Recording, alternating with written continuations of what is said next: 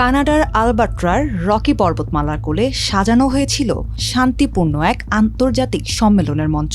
উদ্দেশ্য ছিল উন্নয়ন, প্রযুক্তি, খনিজ সম্পদ ও পরিবেশের ভবিষ্যৎ পরিকল্পনা প্রস্তুত। কিন্তু বাস্তবতা বলছে ভিন্ন কথা। যুদ্ধের উত্তাপ ছাপিয়ে গেছে সব পরিকল্পনাকে।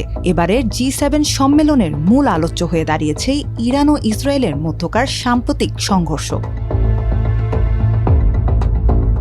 বিশ্ব নেতারা ভেবেছিলেন রাশিয়া ইউক্রেন যুদ্ধ ও মার্কিন প্রেসিডেন্ট ডোনাল্ড ট্রাম্পের নতুন শুল্ক নীতিকে ঘিরে বিশ্ব বাণিজ্যের সংকটই হবে মূল আলোচনার বিষয়। কিন্তু ঠিক সম্মেলনের প্রাক্কালে ইসরায়েল ও ইরানের চালানো বিস্ময়কর এক হামলা পুরো পরিস্থিতিকে বদলে দেয়। এখন সম্মেলনের মূল প্রশ্ন, এই সংঘাত কিভাবে নিয়ন্ত্রণে আনা যায় এবং এতে বিশ্ব অর্থনীতি ও নিরাপত্তা কতটা ঝুঁকির মুখে পড়তে পারে।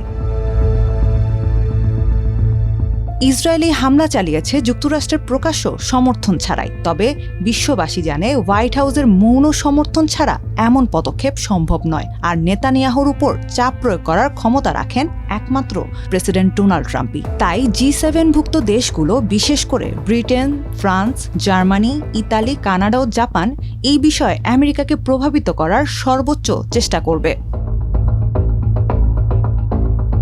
ব্রিটিশ প্রধানমন্ত্রী কিয়ার স্টারমার ও ফরাসি প্রেসিডেন্ট ইমানুয়েল ম্যাক্রো শান্তির বার্তা দিয়েছেন। তারা জানালেন এই মুহূর্তে সংযমই একমাত্র পথ। জাপানের প্রধানমন্ত্রী শিগেরু ইশিবা এর চেয়ে বেশি স্পষ্ট। ইসরায়েলের এই হামলাকে তিনি অভিহিত করেছেন অসহনীয় ও চরম অনুশোচনাজনক হিসেবে। অন্যদিকে ডোনাল্ড ট্রাম্প হামলার প্রশংসা করে বলেছেন এটি ছিল চমৎকার সিদ্ধান্ত।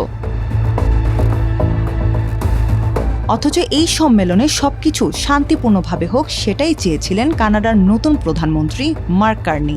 G7-এর 50 বছর পূর্তিকে সামনে রেখে তিনি আয়োজন করেছিলেন একটি সৌহার্দ্যময় সম্মেলনে, যেখানে থাকত প্রযুক্তি, খনিজ সরবরাহ, ডিজিটাল রূপান্তর এবং বন আগুনের মতো যৌথ সমস্যা নিয়ে বাস্তব আলোচনা।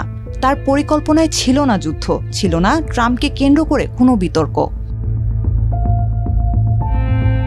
তবে বাস্তবতা যে কেবল ভিন্ন তাই নয়, বরং নেতাদের একক সিদ্ধান্তে সম্মেলনের মূল কাঠামোই বদলে গেছে।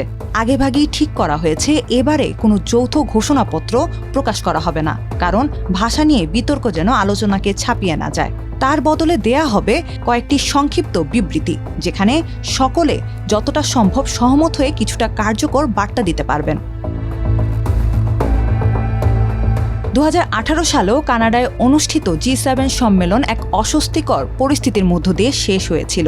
সেবার প্রেসিডেন্ট ডোনাল্ড ট্রাম্প বিমানে বসে কানাডার তৎকালীন প্রধানমন্ত্রী জাস্টিন ট্রুডোর বক্তব্যে ক্ষুব্ধ হয়ে সম্মেলনের যৌথ ঘোষণাপত্র থেকে নিজের দেশের নাম প্রত্যাহার করেছিলেন। সেই অভিজ্ঞতা এখনও অনেকের মনে দাগ কেটে আছে। একসময় বলা হতো G7 হলো মুক্ত বিশ্বের এক ধরনের স্টিয়ারিং কমিটি। এই সপ্তাহে দেখা যাবে সেই চালকের আসন কি এখনও তাদের দখলে আছে নাকি সেই ক্ষমতার দিন ফুরিয়ে এসেছে। তবে কার্নি জানেন, অতীতের মতো বিতর্ক সৃষ্টি হলে সম্মেলনের অর্জন ম্লান হয়ে যাবে। তাই হয়তো সম্মেলনের ফাঁকে ট্রাম্পের মন ভালো রাখতে তাকে নিয়ে কানানাস্কিস গলফ ক্লাবে ঘুরে আসার পরিকল্পনা ভেবে রেখেছেন।